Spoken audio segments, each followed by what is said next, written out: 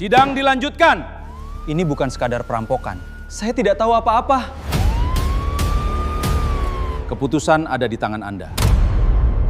Pada bulan Februari 2001, di kota Solo, Jawa Tengah, musim hujan yang panjang baru saja mereda, meninggalkan tanah yang basah dan padat. Suatu pagi, di halaman sebuah rumah joglo tua di kawasan Laweyan, seorang pria berusia 42 tahun berdiri, mematung dengan cangkul di tangan. Gundukan tanah di sudut halaman belakang, dekat deretan gentong tanah liat yang selama ini dikunci rapat oleh ibunya, dan tak seorang pun boleh menyentuhnya. Tiba-tiba, amblas akibat hujan lebat yang terus-menerus. Dari dalam tanah yang ambles itu, tampak sesuatu yang putih dan ramping. Pria itu segera menelepon polisi, dan tak lama kemudian, tim forensik mulai menggali area tersebut. Yang mereka temukan dari dalam tanah adalah kerangka manusia, yang diyakini milik seorang wanita dewasa. Itu adalah kerangka istrinya, Dewi Lestari, lulusan terbaik sastra Indonesia dari Universitas Indonesia, yang kala itu berusia 28 tahun. Dia telah menghilang tanpa jejak sejak awal musim kemarau, tahun 1989.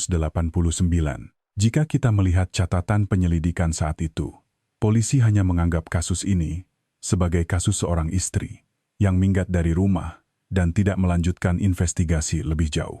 Namun, kebenaran sesungguhnya telah terkubur dalam diam di bawah deretan gentong itu selama 12 tahun. Dan di balik kebenaran itu, tersembunyi sebuah kenyataan keji yang tak pernah terbayangkan oleh siapapun. Apa yang sebenarnya terjadi malam itu? Inilah kisah hilangnya Dewi Lestari di Solo. Dahulu, ada seorang wanita yang masuk sebagai mahasiswa terbaik dan lulus sebagai lulusan terbaik dari sastra Indonesia, Universitas Indonesia. Namanya Dewi Lestari, lahir pada tahun 1961, berusia 28 tahun. Pada masa itu, gelar sebagai lulusan wanita dari UI memiliki bobot yang jauh berbeda dari sekarang. Orang-orang di sekitarnya yakin dia akan bekerja di perusahaan besar atau menjadi seorang akademisi. Namun, jalan yang dipilih Dewi sama sekali berbeda. Pada musim gugur tahun 1988, Dewi Lestari dikenalkan pada seorang pria asal Solo, Jawa Tengah, bernama Budi Santoso. Budi adalah anak laki-laki satu-satunya dari keluarga yang memiliki toko besi dan bahan bangunan yang cukup besar di Solo. Saat itu, Budi bekerja sebagai staf penjualan di sebuah perusahaan swasta di Jakarta. Penampilannya rapi dan tutur, katanya santun. Awalnya, orang tua Dewi tidak begitu setuju. Mengapa putri mereka yang begitu cerdas harus menikah dengan anak pemilik toko besi dari daerah? Tetapi, Dewi sudah memantapkan hatinya. Keduanya menikah hanya dalam waktu 6 bulan. Masalahnya adalah sang ibu mertua, Retno Wulandari, yang saat itu berusia 56 tahun. Beliau adalah penduduk asli Laweyan, Solo, yang telah tinggal di sana selama puluhan tahun. Di lingkungannya, ia dikenal sebagai wanita yang sangat disegani dan berpengaruh. Pendiriannya kuat, dan sekali ia membuat keputusan, tak akan pernah bisa diubah. Konon, sejak hari pertama, bertemu dengan menantunya, raut wajah Retno sudah terlihat kaku. Menurut cerita yang beredar di antara para tetangga, Retno pernah berkata tentang menantunya, Dewi Lestari, pintar sekolah tinggi buat apa? Apa dia tahu bagaimana rasanya hidup menumpang di rumah mertua? Tak ada yang ingat bagaimana ekspresi Dewi saat mendengar ucapan itu. Yang ada hanyalah kesaksian bahwa ia hanya menundukkan kepala dalam diam. Setelah menikah, Budi dan Dewi berencana untuk memulai hidup baru mereka di Jakarta. Namun, Retno menentang keras. Alasannya, jika putra satu-satunya pindah ke Jakarta, siapa yang akan mengurus toko di Solo? Akhirnya, Budi berhenti dari pekerjaannya di Jakarta dan kembali ke Solo, dan Dewi pun ikut pindah bersamanya. Kehidupan di bawah satu atap dengan ibu mertua di rumah joglo Laweyan pun dimulai.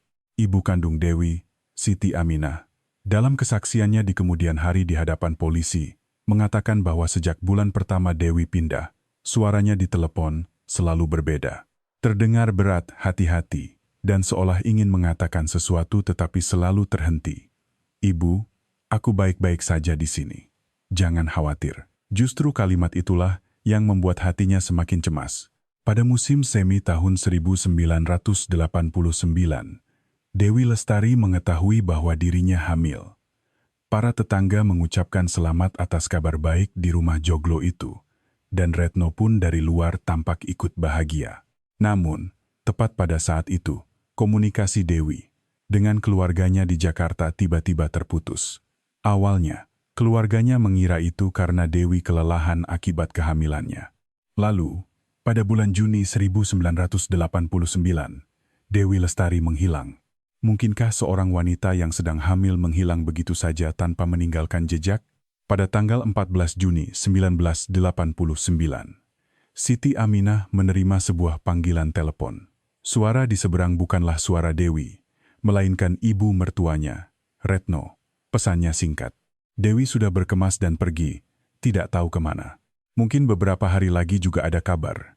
Hanya itu, Siti Aminah mengaku punggungnya langsung terasa dingin. Ia tidak bisa memahami bagaimana seorang ibu mertua bisa begitu tenang mengatakan bahwa menantunya yang sedang hamil telah pergi dari rumah. Siti Aminah segera berangkat ke Solo. Ketika ia mengetuk pintu gerbang rumah joglo, Retno sedang duduk di teras, dengan tenang menampi beras. "Barang-barang Dewi di mana?" tanya Siti Aminah. Jawaban Retno singkat, "Sudah dibawa semua." Ketika diminta untuk menunjukkan kamarnya, Retno menyipitkan matanya sejenak, lalu perlahan bangkit dan membuka pintu kamar. Kamar itu sudah rapi bersih. Satu-satunya jejak Dewi yang tersisa hanyalah sebuah cermin tangan tua yang tertinggal di salah satu sudut lemari. Siti Aminah mencari menantunya, Budi Santoso. Budi berada di toko, wajahnya terlihat sangat kuyu. Begitu melihat ibu mertuanya, ia langsung menundukkan kepala. "Saya juga tidak tahu, Bu. Pagi itu saya bangun, Dewi sudah tidak ada. Saya tanya ibu, katanya dia pergi subuh-subuh." Suara Budi bergetar, tetapi tidak jelas apakah itu karena kesedihan atau ketakutan.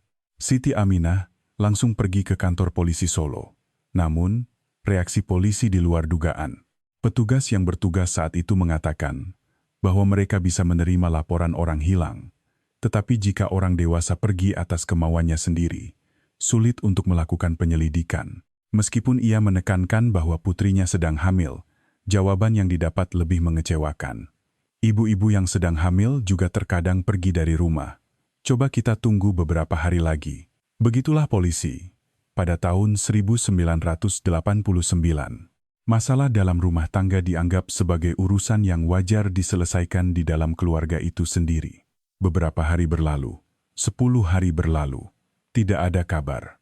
Namun, tepat pada saat itu, mulai beredar desas-desus aneh di lingkungan sekitar. Ada kesaksian bahwa 3 hari sebelum Dewi menghilang, terdengar suara teriakan dari rumah joglo itu.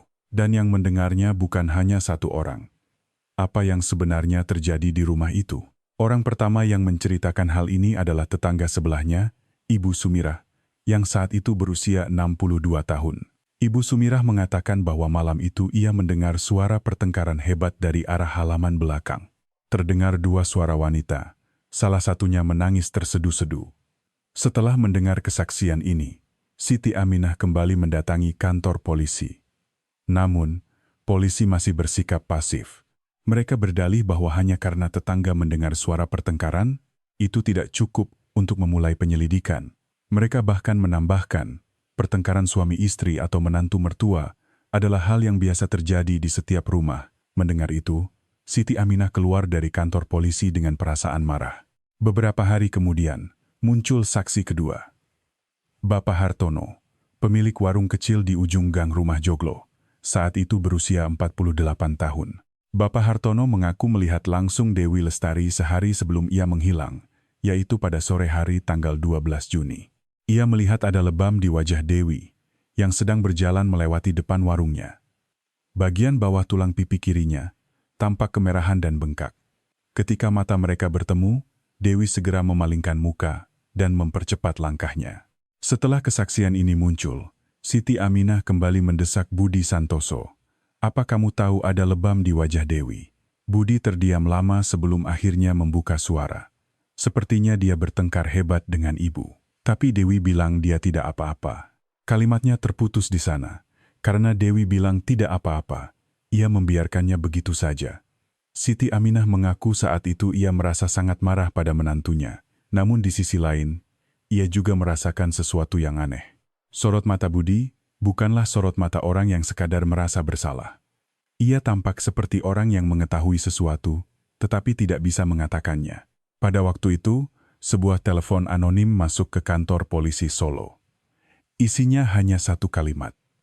Retno Wulandari tidak mengusir menantunya, tetapi menantunya yang kabur. Kabur untuk bertemu dengan pria lain. Polisi tidak mengabaikan laporan ini, dan arah penyelidikan pun mulai berubah total. Laporan anonim itu menyebar lebih cepat dari yang dibayangkan.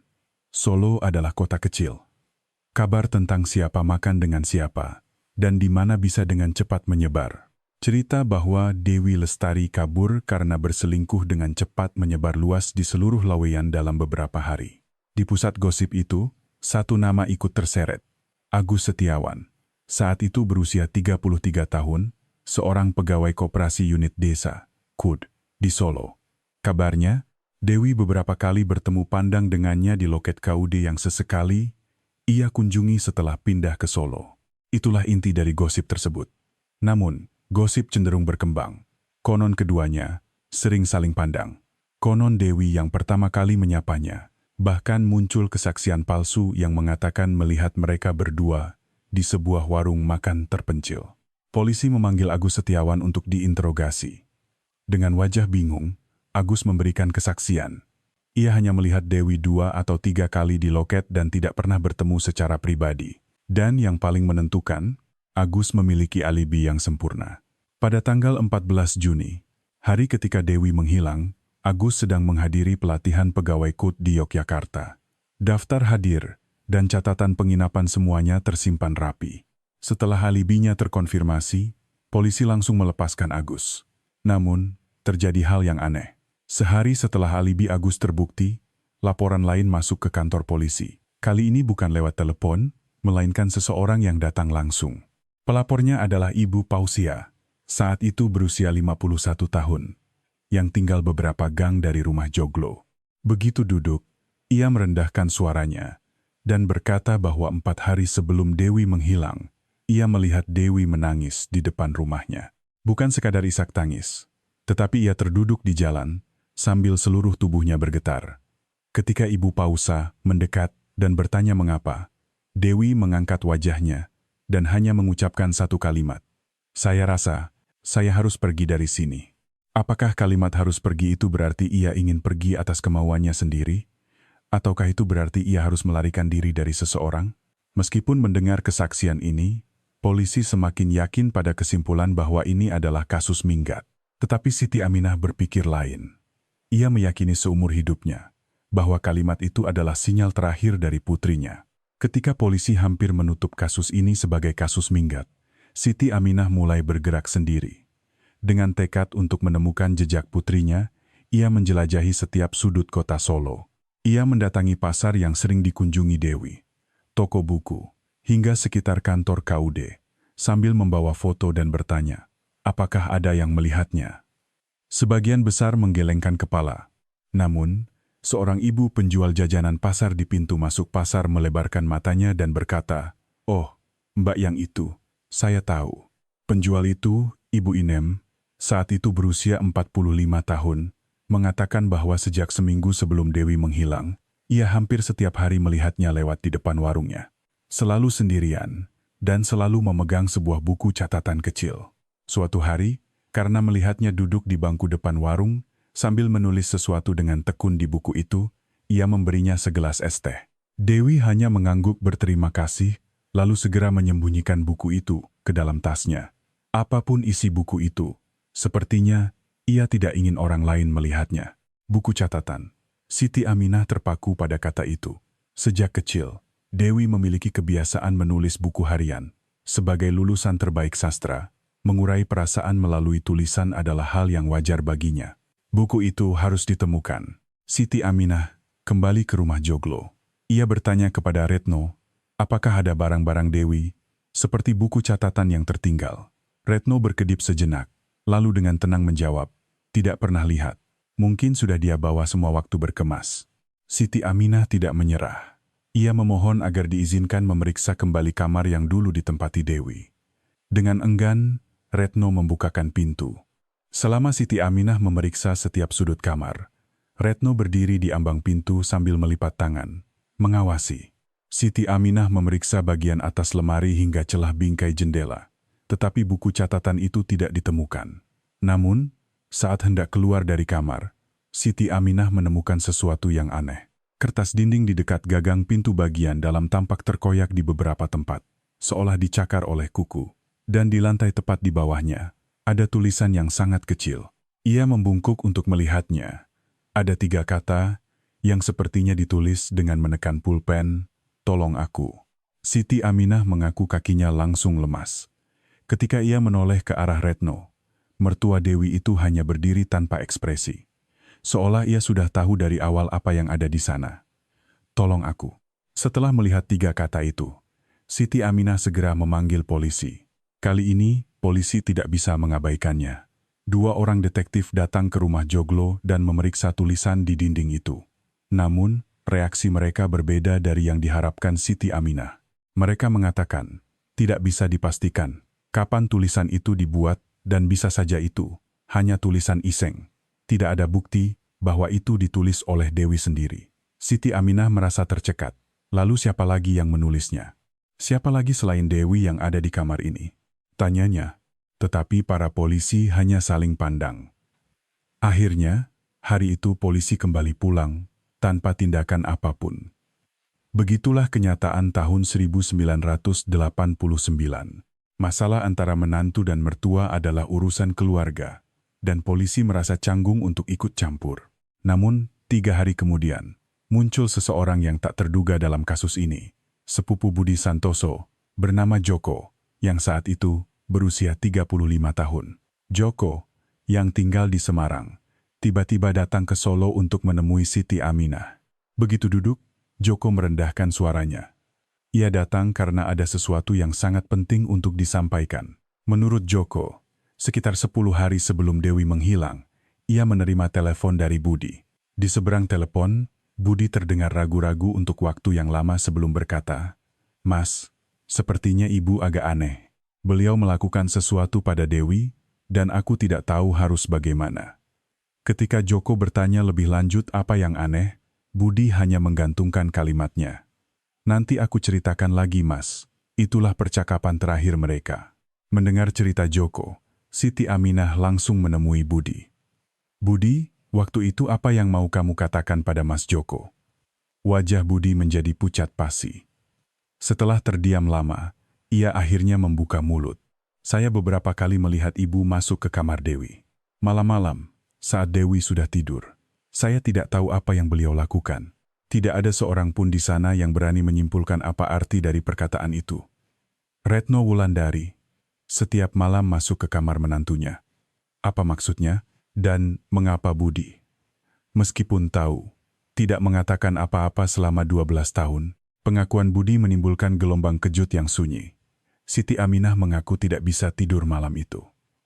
Seorang ibu mertua masuk ke kamar menantunya setiap malam, saat menantunya sedang tidur. Pikiran bahwa itu bukanlah sekadar pengecekan biasa terus menghantuinya. Keesokan harinya, melalui seorang kenalan, Siti Aminah bertemu dengan seorang pengacara ternama di Solo. Namun, pengacara itu menggelengkan kepala. Ia mengatakan bahwa saat ini tidak ada bukti fisik adanya kejahatan, dan dengan penyelidikan yang masih berjalan sebagai kasus orang hilang, sulit untuk mengambil langkah hukum perdata. Tidak ada yang bisa dilakukan. Di tengah situasi tanpa harapan itu, satu orang lagi datang menemuinya. Teman satu angkatan Dewi di universitas, Rina Wulandari, yang saat itu berusia 28 tahun. Rina, yang bekerja di sebuah penerbit di Jakarta, baru saja mendengar kabar hilangnya Dewi dan segera datang. Rina duduk di depan Siti Aminah dan dengan hati-hati mengeluarkan sebuah amplop. "Saya menerima surat dari Dewi, Bu. Dikirim sebulan sebelum dia menghilang." Di dalam amplop itu, ada surat 2 lembar yang ditulis dengan tulisan tangan Dewi. Surat itu berisi cerita tentang ibu mertuanya. Awalnya, surat itu terbaca seperti keluhan biasa tentang sulitnya hidup dengan mertua. Namun, di halaman kedua, isinya berubah. Dewi menulis, Rina, sepertinya ibu memasukkan sesuatu ke dalam makananku. Awalnya aku kira aku hanya terlalu sensitif. Tetapi setiap kali aku makan makanan yang disiapkan langsung oleh ibu, perutku selalu terasa aneh. Aku pikir mungkin karena aku sedang hamil, tetapi ini terjadi terlalu sering. Aku tidak tahu harus bagaimana. Siti Aminah mengaku tangannya gemetar saat membaca surat itu. Memasukkan sesuatu ke dalam makanan. Perut terasa aneh setelah makan.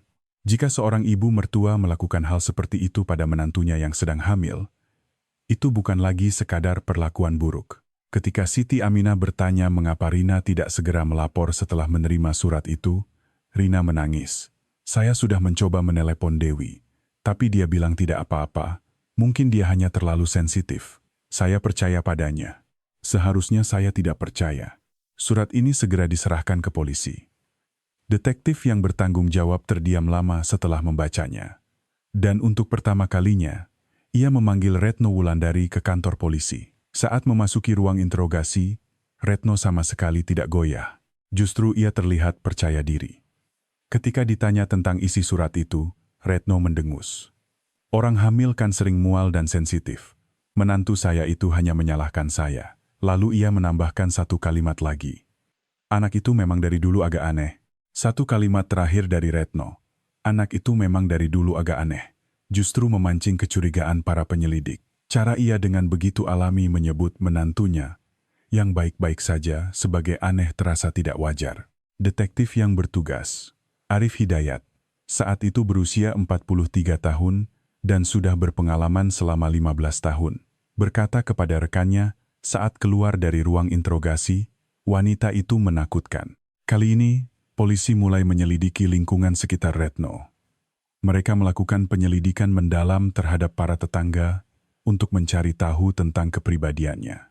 Dan muncullah beberapa kesaksian menarik. Sebelum Budi menikah dengan Dewi, ia memiliki mantan kekasih. Wanita itu juga mengalami konflik dengan Retno dan tiba-tiba putus dengan Budi. Polisi mencari tahu tentang mantan kekasih itu. Namanya Hani. Saat itu berusia 27 tahun dan sudah menikah serta tinggal di Magelang. Begitu terhubung melalui telepon, suara Hani langsung menjadi tegang. Ia tidak mau membicarakan tentang keluarga itu. Setelah didesak oleh detektif, Hani berkata singkat, ibu itu tidak akan pernah melepaskan putranya. Kalau saya bertahan di sana, saya tidak tahu apa yang akan terjadi pada saya. Lalu ia menutup telepon. Perkataan Hani singkat, tetapi memiliki bobot yang berbeda. Detektif Arif semakin yakin bahwa Retno bukanlah sekadar ibu mertua yang galak. Namun, tepat pada saat itu, penyelidikan terhenti. Sebuah instruksi internal turun atas nama Kapolres Solo. Isinya adalah larangan untuk melanjutkan penyelidikan yang mengarah pada penetapan seseorang sebagai tersangka tanpa bukti fisik. Detektif Arif sempat memprotes instruksi itu, tetapi akhirnya ia dipanggil oleh atasannya dan dinasihati selama lebih dari 1 jam. Belakangan terungkap bahwa suami Retno, ayah Budi, semasa hidupnya memiliki hubungan dekat dengan tokoh-tokoh berpengaruh di Solo, dan jaringan itu masih ada. Tentu saja, ini bukan informasi yang terkonfirmasi secara resmi. Penyelidikan pun praktis berhenti. Ketika Siti Aminah mendengar kabar itu, ia kembali ke Jakarta dan mencoba mengajukan petisi, tetapi tidak ada jawaban. 4 bulan setelah Dewi menghilang, pada Oktober 1989, polisi secara resmi menutup kasus ini sebagai kasus minggat biasa. Sejak hari itu, Siti Aminah setiap bulan datang ke Solo. Kadang ia hanya berkeliling di depan rumah Joglo. Kadang bertanya kepada para tetangga apakah ada informasi baru. Setiap kali melihat Siti Aminah, Retno selalu mengunci gerbang rumahnya rapat-rapat. Waktu terus berlalu. 1 tahun, 3 tahun, 5 tahun berlalu. Rumah Joglo itu tetap sama, dan Retno Wulandari juga tetap sama. Dan Budi Santoso tinggal di rumah itu hanya berdua dengan ibunya. Ia tidak menikah lagi dan jarang keluar rumah.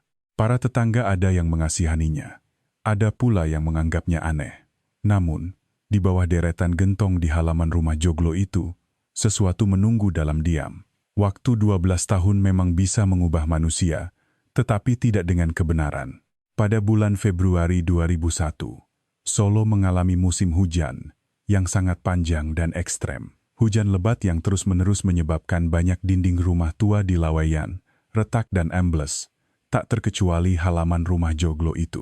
Pagi itu, Budi Santoso sedang memeriksa halaman rumahnya ketika ia menemukan salah satu gundukan tanah di dekat deretan gentong telah amblas. Tanpa pikir panjang, ia mengambil cangkul dan mendekat, dan di sanalah ia membeku. Sesuatu yang putih dan ramping menyembul dari dalam tanah. Tidak butuh waktu lama untuk menyadari apa itu. Dengan tangan gemetar, Budi menelepon polisi. Kurang dari 30 menit, 2 mobil polisi berhenti di depan rumah joglo.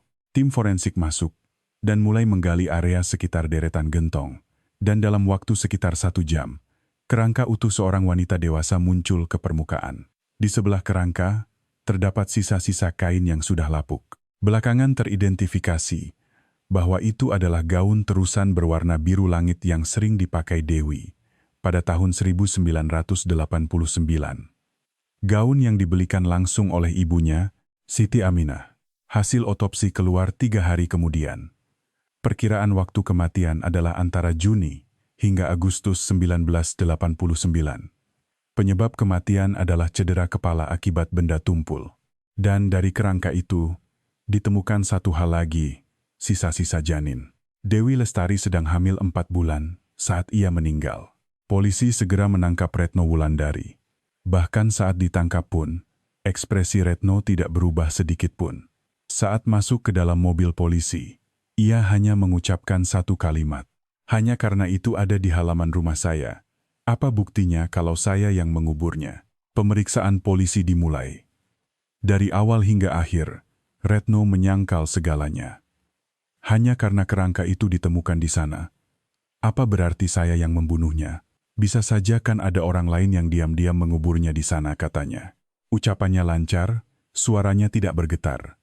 Itulah ketegaran seseorang yang telah bertahan selama 12 tahun. Namun, tim investigasi kali ini berbeda. Detektif Arif Hidayat, yang kini berusia 55 tahun, kembali menangani kasus ini. Ia adalah orang yang hidup dengan rasa penasaran yang tak terpecahkan sejak penyelidikan dihentikan 12 tahun yang lalu. Detektif Arif membuka suaranya dengan tenang. Ibu Retno, mengapa kunci area gentong itu selalu ibu pegang sendiri? Mata Retno untuk pertama kalinya bergetar. Kunci area gentong.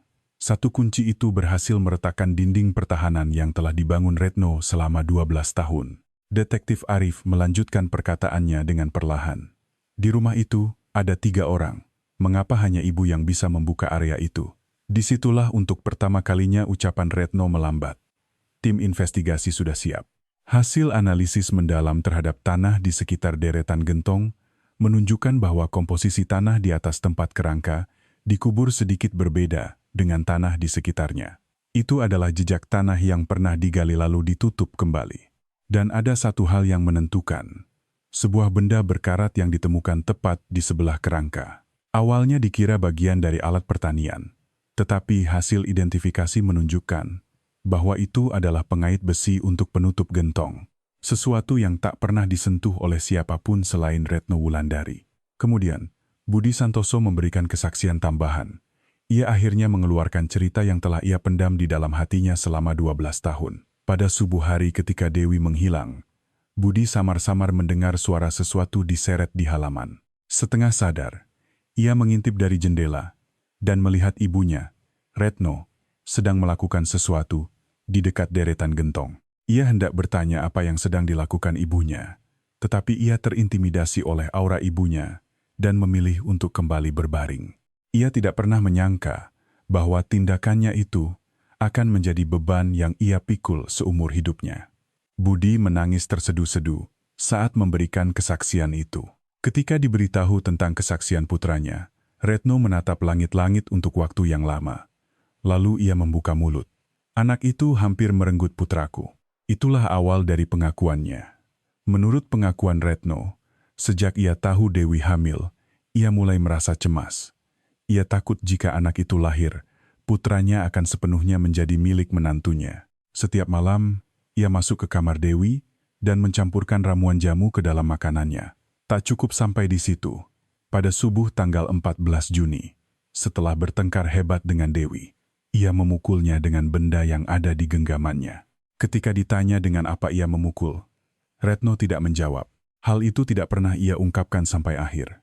Retno Wulandari ditahan atas tuduhan pembunuhan dan penyembunyian jenazah. Selama persidangan, ia bersikeras bahwa perbuatannya tidak disengaja. Namun, pengadilan menolaknya. Pada musim dingin tahun 2001, Retno Wulandari dijatuhi hukuman 25 tahun penjara. Siti Aminah, pada hari pembacaan putusan, tidak mengucapkan sepatah kata pun di ruang sidang. Ia hanya menggenggam selembar foto lama di tangannya. Foto Dewi Lestari yang tersenyum di usianya yang ke-28. Begitulah Dewi Lestari, akhirnya kembali ke dunia setelah 12 tahun. Terlambat, dan dalam keadaan yang begitu dingin. Peristiwa paling berbahaya terjadi di tempat yang seharusnya paling aman. Dari seseorang yang makan bersama, tidur di bawah satu atap, dan disebut keluarga. 3 kata yang ditinggalkan Dewi, tolong aku. 3 kata itu terasa begitu menusuk hati hingga hari ini.